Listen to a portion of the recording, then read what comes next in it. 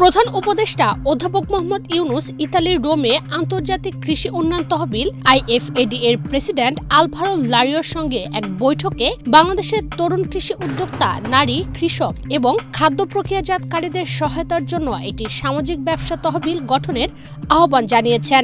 13 October সোমবার বিশ্ব খাদ্য ফোরামের ফাঁকে আয়োজিত ওই বৈঠকে অধ্যাপক ইউনুস বলেন, পদ্মা সেতু, মেট্রো রেল এবং এলিভেটেড এক্সপ্রেসওয়ে নির্মাণের গর্বিত অংশীদার বসুন্ধরা সিমেন্ট। আমি আপনাদের একটি সামাজিক ব্যবসা তহবিল গঠনের অনুরোধ জানাচ্ছি।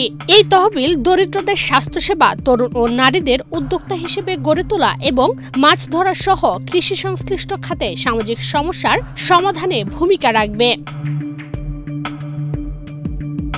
বৈঠকে তারা আরো কয়েকটি গুরুত্বপূর্ণ কৌশলগত বিষয় নিয়ে আলোচনা করেন, যার মধ্যে রয়েছে বাংলাদেশের গভীর সমুদ্রে মাছ ধরার শিল্প চালুতে সহায়তা, আম ও কাঁঠালের রপ্তানি বাড়ানো, জলবায়ু সহনশীল কৃষি উদ্যোক্তা গড়ে তোলা এবং মহিষের দুধ দিয়ে মোজারেলা চিজ সহ বিভিন্ন দুগ্ধজাত পণ্য উৎপাদনে সহায়তা।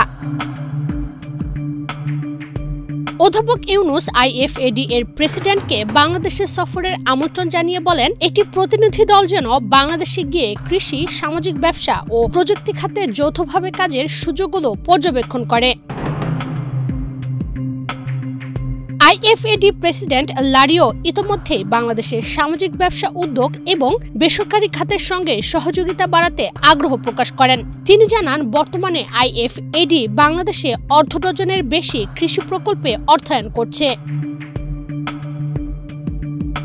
প্রধান উপদেষ্টা ইউনুস আরও বলেন, বাংলাদেশের ফল প্রক্রিয়াজাতকরণ, হিমাগার, গুদাম এবং আম ও কাঁঠালের মতো গ্রীষ্মকালীন ফলের বৃহৎ পরিসরে রপ্তানির জন্য প্রযুক্তিগত সহায়তা ও বিনিয়োগ প্রয়োজন। তিনি আরও জানান, আমরা ইতোমধ্যে আম রপ্তানি শুরু করেছি, কিন্তু পরিমাণ এখনও কম। চীন আম ও কাঁঠাল বৃহৎ পরিসরে আমদানিতে আগ্রহ দেখিয়েছে।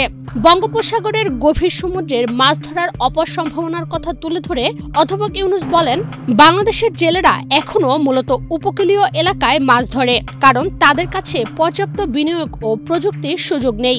IFAD এই খাতে অর্থায়ন ও প্রযুক্তি দিয়ে সহায়তা করতে পারে। 1978 সালে বাংলাদেশে কার্যক্রম শুরু করার পর থেকে IFAD মোট 37টি প্রকল্পে অংশ নিয়েছে, যার সম্মিলিত মূল্য $4.26 বিলিয়ন মার্কিন ডলার। এর মধ্যে $1.13 বিলিয়ন সরাসরি IFAD থেকে অর্থায়িত হয়েছে।